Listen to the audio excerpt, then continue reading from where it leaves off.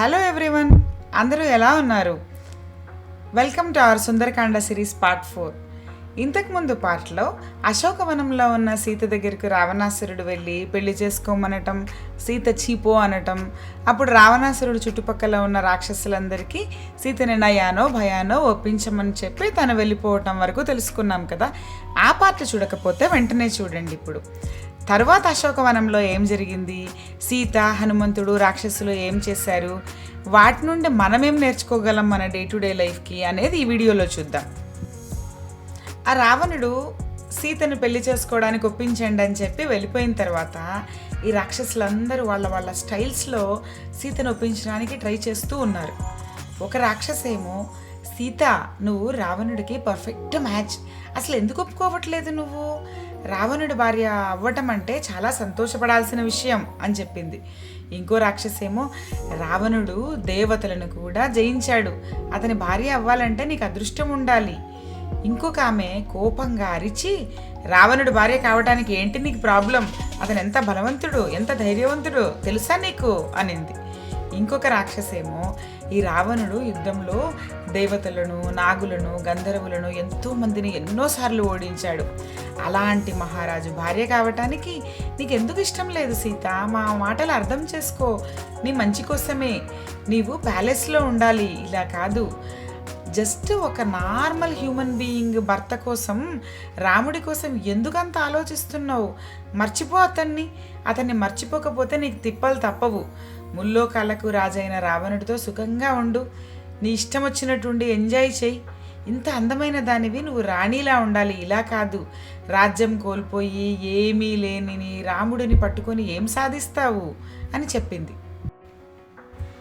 సీతేమో ఈ మాటలన్నీ విని పాపం కళ్ళ నిండా నీళ్లు పెట్టుకొని, మీరంతా కలిసి ఇంత దారుణంగా మాటలు మాట్లాడుతున్నారే, మీకు మనసు అనేది లేదా, కావాలంటే నన్ను ఒక్కసారి తినేయండి, ఈ మాటలు మాత్రం నేను వినలేకపోతున్నాను, ధనవంతుడైనా పేదవాడైనా శ్రీరాముడు మాత్రమే నా భర్త అని చెప్పింది.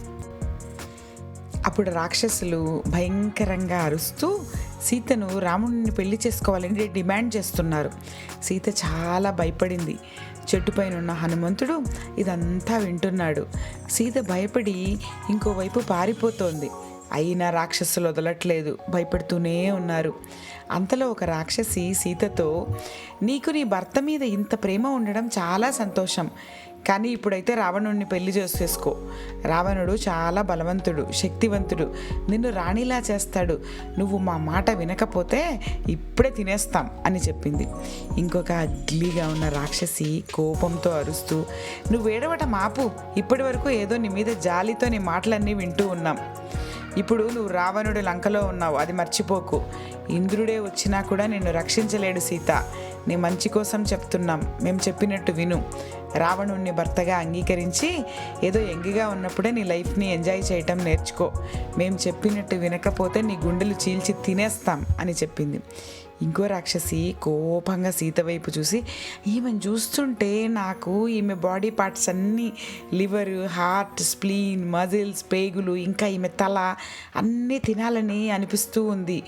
అంతలో ఇంకో రాక్షసి, ఈ సీత గొంతు నులిమి చంపేయండి, ఎందుకు ఇంత లేట్ చేస్తున్నారు, ఈమె చనిపోయిందని రావణుడికి చెప్తే ఎలాగూ తినేయమని చెప్తాడు అని చెప్పింది. ఇంకో రాక్షసేమో, ఆ తర్వాత డెడ్ బాడీని మాత్రం ఈక్వల్గా మనం షేర్ చేసుకోవాలి, ఆల్కహాల్ డ్రింక్ కూడా తెచ్చుకుందాం అనింది. అప్పుడు రాక్షసి, ఎస్ ఇదేదో చాలా బాగుంది, లెట్స్ పార్టీ అని చెప్పింది. ఇవన్నీ విని సీత చాలా భయపడింది. పైనున్న హనుమంతుడు సీతను చూస్తుంటే తన గ్రూప్లో నుండి తప్పిపోయి తోడేళ్లకు చిక్కిపోయిన చిన్న జింక పిల్లలా సీత భయంతో వణికిపోతూ ఉండడం కనిపించింది. సీతేమో రాముణ్ణి చాలా మిస్ అవుతూ బాధగా ఉంది. అక్కడ ఒక అశోక చెట్టు కొమ్మను పట్టుకొని విపరీతంగా ఏడుస్తోంది. ఇంక నేను ఈ బాధలు భరించలేకపోతున్నాను, రాముణ్ణి వదిలి ఉండడం, అందులో ఈ రాక్షసుల మధ్యలో ఉండడం, భగవంతుడా చాలా కష్టంగా ఉంది, దీనికన్నా చనిపోవడం సులభం అనుకుంది. కానీ ఈ రాక్షస స్త్రీ కాపలా వల్ల చనిపోవాలనుకుంటున్న తన కోరిక కూడా ఖచ్చితంగా తీరదు అని తన పరిస్థితిని తలుచుకొని బాధపడుతోంది. తుఫానులో చిక్కుకున్న ఓడలాగా హెల్ప్లెస్గా ఫీల్ అవుతోంది. సీత పిచ్చి దానిలా నేల మీద పడి దొర్లుతూ ఏడుస్తుంది. ఈ రాక్షసులు తినేసినా బావుండు అనుకుంటోంది. ఏది ఏమైనా సరే ఈ రావణుణ్ణి ఎడమ కాలితో కూడా తాకను అనుకుంది. ఇంత బాధలో సీత రాముడి ప్రేమను కూడా ప్రశ్నించింది. ఎందుకు ఇంతసేపు నన్ను రక్షించడానికి రాలేదు అని అనుమానం వచ్చింది. మనం కూడా సీతలాగా అంతే కదా, బాధలో ఉన్నప్పుడు ఏవేవో ఆలోచిస్తూ ఉంటాం. రాముడు ఒక్కడే దండకారణ్యంలో 14,000 మంది రాక్షసులను ఒంటి చేత్తో చంపాడు. అయినా ఇప్పటి వరకు తనను రక్షించడానికి ఎందుకు రాలేదు? లంకను చేరుకోవడం అంత కష్టమా? అయినా రాముడి బాణాలు చేయలేని పని కూడా ఉంటుందా అనుకుంది. రాక్షసుడు కిడ్నాప్ చేసిన తన ప్రియమైన భార్యను రక్షించడానికి రాముడు ఎందుకు ఇంకా రాలేదు అనుకుంది. కానీ వెంటనే రాముడికి పాపం నా పరిస్థితి గురించి తెలియదేమో, తెలిస్తే మాత్రం రాముడు ఈ అన్యాయాన్ని అస్సలు సహించాడు అనుకుంది. వెంటనే జటాయువు గుర్తొచ్చాడు. పాపం జటాయువు ధైర్యంగా తన శక్తికి మించి నన్ను రక్షించాలని ప్రయత్నించాడు. రావణుడితో యుద్ధంలో ఓడిపోయాడు, చనిపోయాడు. నేను ఎక్కడున్నానో రాముడికి చెప్పకముందే చనిపోయాడో ఏంటో అనుకుంది. నేనిక్కడ లంకలో ఉన్నానని రాముడికి తెలిస్తే కోపంతో ఈ రాక్షసులందరినీ సర్వనాశనం చేస్తాడు. లంకను రావణుణ్ణి నాశనం చేస్తాడు. నేనిప్పుడు ఎలా ఏడుస్తున్నానో భర్తలు చనిపోయినప్పుడు ఈ రాక్షస స్త్రీలందరూ కూడా తమ ఇళ్లల్లో అలాగే ఏడుస్తారు. లంక శ్మశాన వాటికలా మారుతుంది. నా బాధ అంతమవుతుంది. రాముడి బాణాలు ఈ లంకను బూడిద చేసి రాక్షసులను చంపేస్తాయి అనుకుంది. కానీ వెంటనే నాకు ఇప్పుడు ఎవరన్నా విషమిస్తే బాగుండు, ఆనందంగా చనిపోతాను అనుకుంది. మళ్ళీ ఆలోచించింది. ఈ రావణుడు రామలక్ష్మణులను ఏమైనా మాయ చేసి చంపేశాడా? అప్పుడు నా జీవితానికి అర్థమే లేదే అని బాధపడింది. సీత ఇలా ఆలోచించి రాముడు లేని జీవితాన్ని వదిలేయటమే బెటర్ అని నిర్ణయించుకుంది.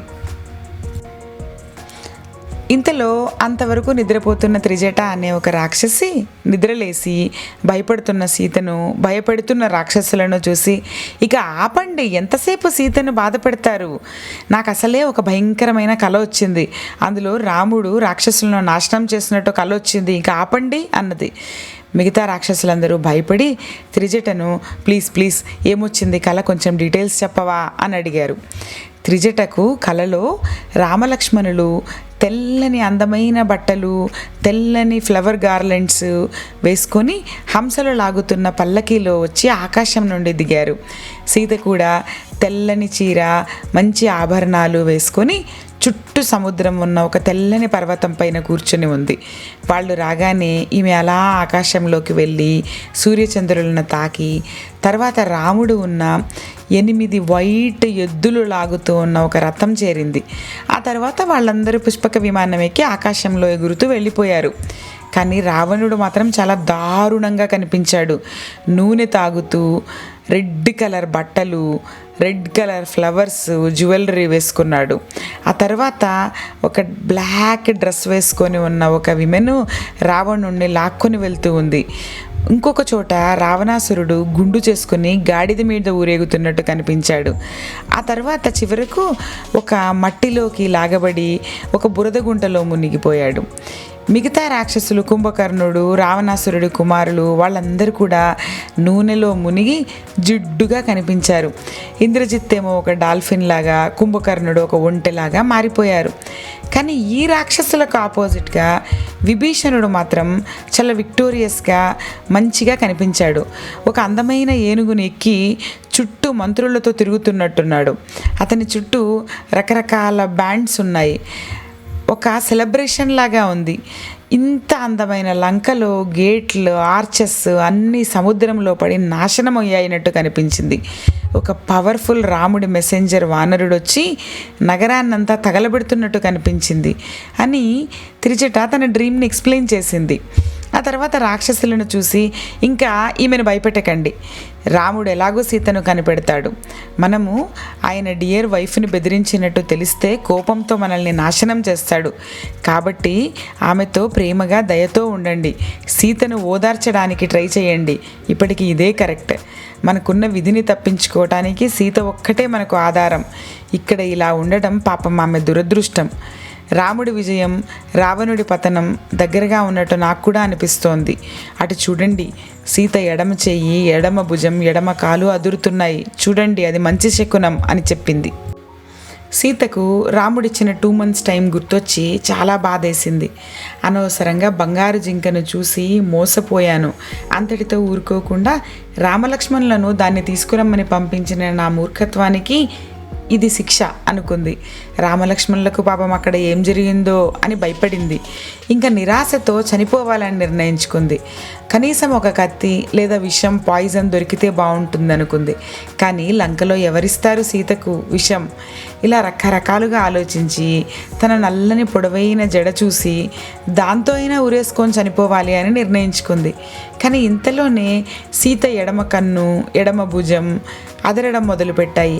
ఇది శుభశకునంగా అనిపించి రాముడు వస్తాడు అన్న ఆశ చిగురించింది. సీత దుఃఖం, మనోవేదన తగ్గి ఉత్సాహంతో నిండింది. విపరీతమైన కష్టాల్లో ఉన్నప్పుడు సీత ప్రాణాల మీద కూడా ఆశ వదిలేసింది. అయినా ఏదో చిన్న ఎడం కన్ను అదిరిందని, చిన్న పక్షి అరుపు వినిపించిందని వాటిని శుభ సంకేతాలుగా చూసింది. అలాగే మనం కూడా సీత నుండి నేర్చుకొని ఏం కోల్పోయినా ఆశను మాత్రం కోల్పోకూడదు అని నేర్చుకోవాలి. అలాగే it's okay to be not okay sometimes. హనుమంతుడు చెట్టు మీద నుండి సీత, త్రిజట ఇంకా మిగతా రాక్షస స్త్రీలు చెప్పినవన్నీ విన్నాడు. సీత దుఃఖాన్ని చూసి హనుమంతుడికి చాలా బాధేసింది. నెక్స్ట్ ఏం చెయ్యాలా అని ఆలోచించాడు. శత్రువు గురించి ఇన్ఫర్మేషన్ సేకరించడం తనకిచ్చిన పని, అదైతే పూర్తయింది. కానీ ఇప్పుడు సీతను ఓదార్చాలా లేదా కామ్గా ఉండిపోవాలా అని కన్ఫ్యూజ్ అయ్యాడు. ఇంత బాధలో ఉన్న సీతను వదిలి వెళ్ళటం హనుమంతుడికి అస్సలు నచ్చలేదు. సీతలో ఆశని నింపకపోతే తను వెళ్ళిన తర్వాత సీత ప్రాణాలను వదిలేస్తే ఎలా అని ఆలోచించాడు. సీతను ఓదార్చకుండా కిష్కిందకు తిరిగి వెళ్ళటం వల్ల ఏంటి లాభం? రాముడు సీత ఏం చెప్పింది నాకు అంటే సీత సందేశం ఏమని చెప్తాను రాముడికి అని ఆలోచించాడు. సో ఫైనల్లీ హనుమంతుడు సీతనైతే ఓదార్చాలి ఖచ్చితంగా అని నిర్ణయించుకున్నాడు. హనుమంతుడు ఆ రాక్షస స్త్రీల కళ్ళ పడకుండా సీతతో ఎలా మాట్లాడాలి అని ఆలోచించడం మొదలుపెట్టాడు. రాక్షస స్త్రీలు లేనప్పుడు సీతతో మాట్లాడే ఛాన్స్ కోసం వెయిట్ చేస్తూ ఉన్నాడు. ఇప్పుడు హనుమంతుడు సీతతో ఎలా మాట్లాడాలి అని ఆలోచిస్తున్నాడు. తను చిన్న సైజ్ మంకీలో ఉన్నాడు. హనుమంతుడికి సాంస్క్రిట్ మాట్లాడడము వచ్చు, మామూలు మనిషిలా మాట్లాడడం కూడా వచ్చు. కానీ తను సాంస్క్రిట్ మాట్లాడితే సీత భయపడిపోయి రావణాసురుడేమో అని భయపడుతుంది అనిపించింది. కాబట్టి సీతతో ఒక నార్మల్ మనిషిలాగా సీతకు నచ్చే మాటలు నిదానంగా మాట్లాడాలి అని నిర్ణయించుకున్నాడు.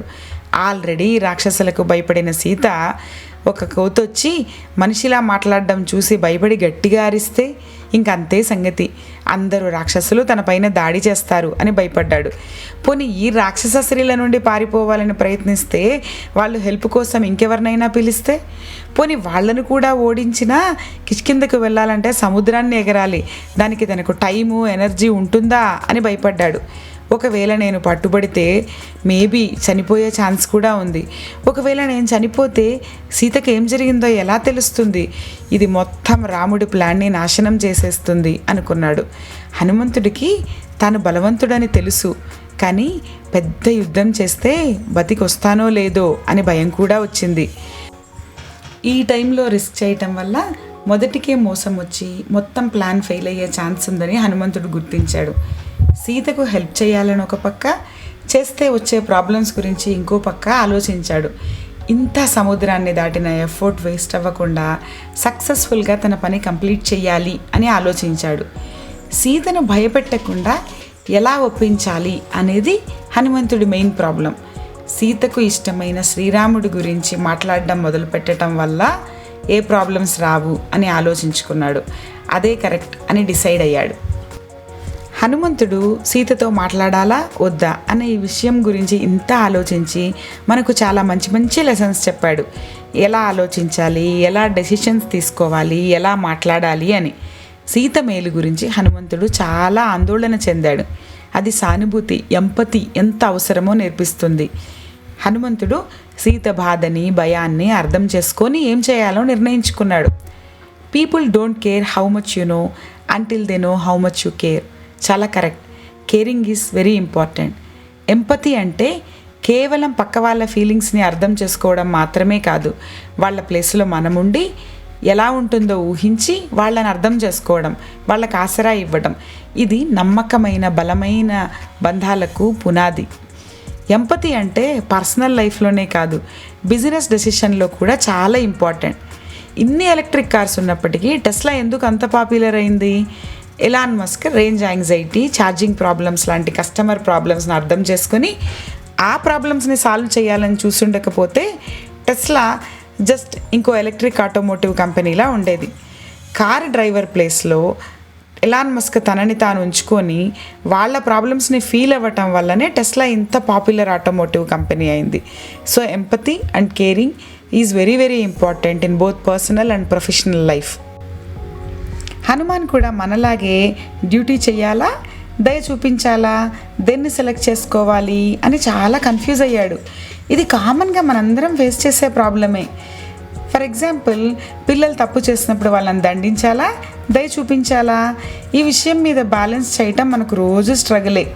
అలాగే ఆఫీస్లో కూడా చాలాసార్లు కంపాషన్ చూపించాలా, రూల్స్ ఫాలో అవ్వాలా అనే పరిస్థితులు వస్తూ ఉంటాయి. అలాంటప్పుడు మన ధర్మం, ప్రయారిటీస్ని అర్థం చేసుకోవాలి. ఎప్పుడు ఏది ఇంపార్టెంట్ అని తీసుకొని డిసిషన్ తీసుకోవాలి. హనుమాన్ కూడా అలాగే ఆలోచించాడు. అప్పుడు ఆ పరిస్థితుల్లో తనకు ధర్మం అనిపించిన సీతను ఓదార్చడం చెయ్యాలి అని నిర్ణయించుకున్నాడు. ఇక్కడ రాక్షస స్త్రీలు కూడా పక్క మనిషిని బాగా అర్థం చేసుకొని దయా, కంపాషన్ చూపించారు. ఏమంటే వాళ్ళు రావణాసురుడిని అర్థం చేసుకున్నారు. వాళ్ళు కూడా పాపం రావణుడు ఎంత బాధపడుతున్నాడో సీత ఒప్పుకోవడం లేదు అని రావణాసురుడి మీద కంపాషన్ చూపించారు. అది కరెక్ట్ కాదు. అందుకనే అపాత్రుల మీద దయ చూపించడం చేయకూడదు. అందుకనే మనం మన వాల్యూస్ని, ధర్మాన్ని ఆధారం చేసుకొని డ్యూటీనా, దయనా అన్న డెసిషన్ తీసుకోవాలి. హనుమాన్ మన నోట్లో నుండి వచ్చే మాటల పవర్ని అర్థం చేసుకున్నాడు. సో హనుమాన్ మనకు ఎఫెక్టివ్ కమ్యూనికేషన్ ఇంపార్టెన్స్ని గట్టిగా చెప్పాడు. పర్సనల్ లైఫ్లో అయినా, వర్క్లో అయినా, ఎక్కడైనా సరే ఇంపార్టెంట్. సుందరకాండలో ప్రతి పోయం, ప్రతి సెంటెన్స్ మనకు ఎన్నో విలువైన జీవిత పాఠాలను నేర్పుతుంది. సీతను భయపెట్టకుండా మాట్లాడాలి అన్న హనుమంతుడి తపన మనకు కమ్యూనికేషన్ ఇంపార్టెన్స్ని, మాట్లాడేటప్పుడు మనం సెలెక్ట్ చేసుకోవాల్సిన మాటల ఇంపార్టెన్స్ని గట్టిగా చెప్తుంది. మాటలే కాదు, వాటి టోన్ కూడా చాలా ఇంపార్టెంట్. ఎప్పుడు మాట్లాడాలి, ఎలా మాట్లాడాలి అనేది ఇంకా చాలా ఇంపార్టెంట్ విషయం. మనం సెలెక్ట్ చేసుకునే ప్రతి వర్డ్ ఒక విత్తనం లాంటిది. మనం ఏ విత్తనాన్ని నాటుతామో అదే చెట్టే కదా మొలుస్తుంది. కాబట్టి మనం మన మాటలను చాలా జాగ్రత్తగా ఎంచుకుందాం. వాటి టోన్ కూడా సమయం, సందర్భం, పరిస్థితికి తగ్గినట్టుగా ఉండేలా చూసుకోవాలి. అప్పుడే మన జీవితం అందంగా మారుతుంది. తర్వాత హనుమంతుడు సీతతో ఏం మాట్లాడాడో దాని నుండి మనమేం తెలుసుకోవాలంటే stay tune for upcoming episodes. If you like this video, don't forget to like and subscribe. జై హనుమాన్.